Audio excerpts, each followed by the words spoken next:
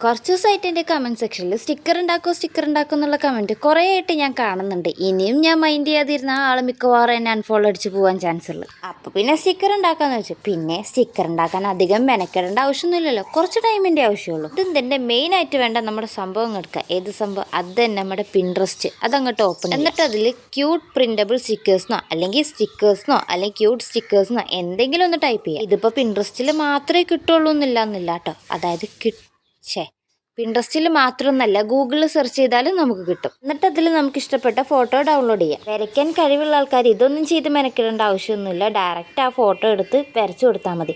എനിക്ക് പിന്നെ അതിൻ്റെ കഴിവില്ലാത്തതുകൊണ്ട് പേപ്പർ കോപ്പി എന്ന് പറയുന്ന ഒരു ആപ്പ് എടുത്തിട്ട് അത് ഇൻസ്റ്റാൾ ചെയ്യാം. എന്നിട്ട് അത് ഓപ്പൺ ചെയ്ത് കഴിഞ്ഞാൽ തന്നെ ഈ നമുക്ക് വേണ്ട ഫോട്ടോ സെലക്ട് ചെയ്യാം. സൈഡിൽ നമുക്ക് ലോക്ക് ചെയ്യാനുള്ള ഓപ്ഷനൊക്കെ ഉണ്ട്. നമുക്ക് എത്രയാണോ സൈസ് വേണ്ടത് അതനുസരിച്ച് ലോക്ക് ചെയ്ത് വയ്ക്കാം. എന്നിട്ട് നമുക്ക് വേണ്ട ഫോട്ടോ ട്രേസ് ചെയ്തങ്ങ് വരച്ചു കൊടുക്കാം. വരയ്ക്കാൻ അറിയുന്നുണ്ടെങ്കിൽ ഇതിൻ്റെ ഒന്നും ഒരു ആവശ്യമില്ല. ഞാൻ വരച്ച കൊള്ളാവുന്ന എനിക്ക് 100% ഉറപ്പുള്ളതുകൊണ്ടാണ് ഞാൻ ട്രേസ് ചെയ്യുന്നത്. ഈ ഒരു ആപ്പും കൂടെ യൂസ് ചെയ്ത് കഴിയുമ്പോൾ നമുക്കിങ്ങനെ അനങ്ങാതെ ആ ഒരു കറക്റ്റായിട്ട് നമുക്ക് വരയ്ക്കാൻ പറ്റും. മറ്റേ നോർമലി നമ്മൾ സ്ക്രീൻഷോട്ടൊക്കെ എടുത്ത് വരയ്ക്കുകയാണെന്നുണ്ടെങ്കിൽ അതിങ്ങനെ ഭയങ്കര ബുദ്ധിമുട്ടേക്കും. പിന്നെ ഞാൻ സ്റ്റിക്കർ ഉണ്ടാക്കാൻ വേണ്ടി എടുത്ത ഫോട്ടോസ് എന്നൊക്കെ പറഞ്ഞാൽ ഭയങ്കര സിമ്പിളായിട്ടുള്ളതാണ്. കാരണം ട്രേസ് ചെയ്യാൻ എനിക്കും തന്നെ ഭയങ്കര ഈസി ആയിട്ട് തോന്നിയിട്ടുള്ളതാണ് ഞാൻ എടുത്തിട്ടുള്ളത്. നമുക്കിഷ്ടമുള്ള ഫോട്ടോസ് ഇതുപോലെ ഡൗൺലോഡ് ചെയ്തിട്ട് നമുക്ക് ട്രേസ് ചെയ്യാൻ വേണ്ടി പറ്റും.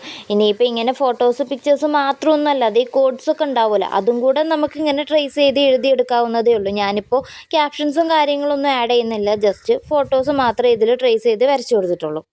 പിന്നെ ഞാൻ യൂസ് ചെയ്യുന്ന ഈ ഒരു ആപ്പ് iOS-ൽ വർക്ക് ആവുമെന്ന് എനിക്കറിയില്ല. ഞാൻ അതിൽ നോക്കിയിട്ട് എനിക്ക് കിട്ടിയിട്ടുണ്ടായിരുന്നില്ല. ആപ്പ് സ്റ്റോറിൽ ഇത് അവൈലബിൾ അല്ലാന്ന് തോന്നുന്നു. അപ്പോൾ പിന്നെ ഞാൻ ആൻഡ്രോയിഡിലാണ് ആ ഒരു ആപ്പ് ഇൻസ്റ്റാൾ ചെയ്തിട്ടുള്ളത്.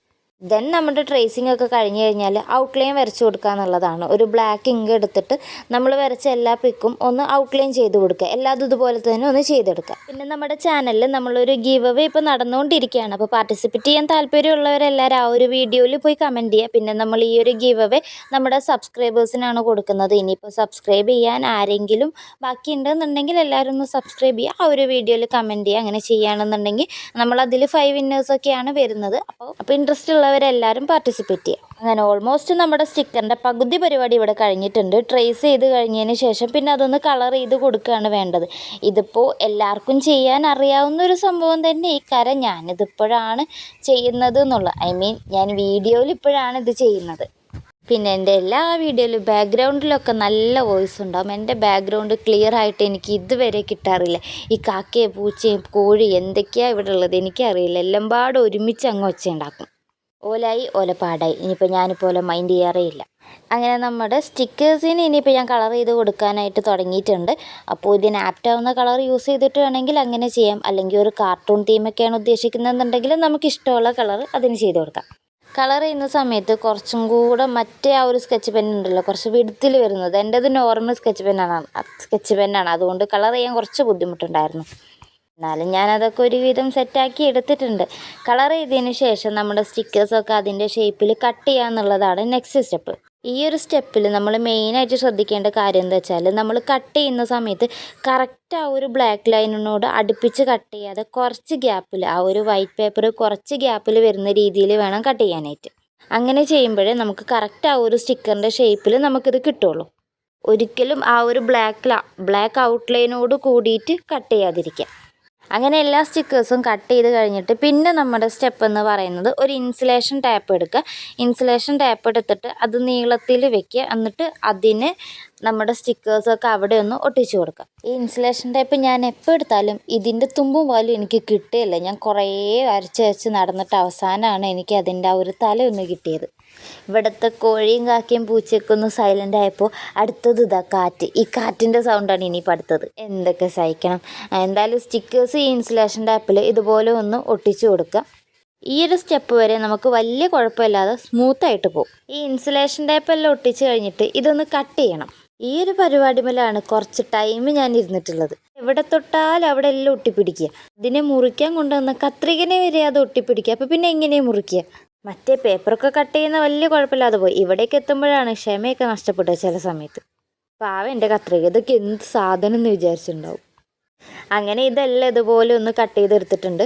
പിന്നെ ഈ ഇൻസുലേഷൻ ടേപ്പ് കട്ട് ചെയ്യുന്ന സമയത്ത് കറക്റ്റ് അതിൻ്റെ ആ ഒരു ഷേപ്പിൽ തന്നെ കട്ട് ചെയ്യണമെന്ന് ഞാൻ വിചാരിച്ചിട്ടുണ്ടായിരുന്നു. പക്ഷെ അങ്ങനെ പറ്റില്ല. നമ്മൾ അവിടെയും കുറച്ച് ഗ്യാപ്പ് വിടുന്നത് തന്നെയാണ് നല്ലത്. കാരണം നമുക്കത് പിന്നെ ഒട്ടിക്കണമല്ലോ.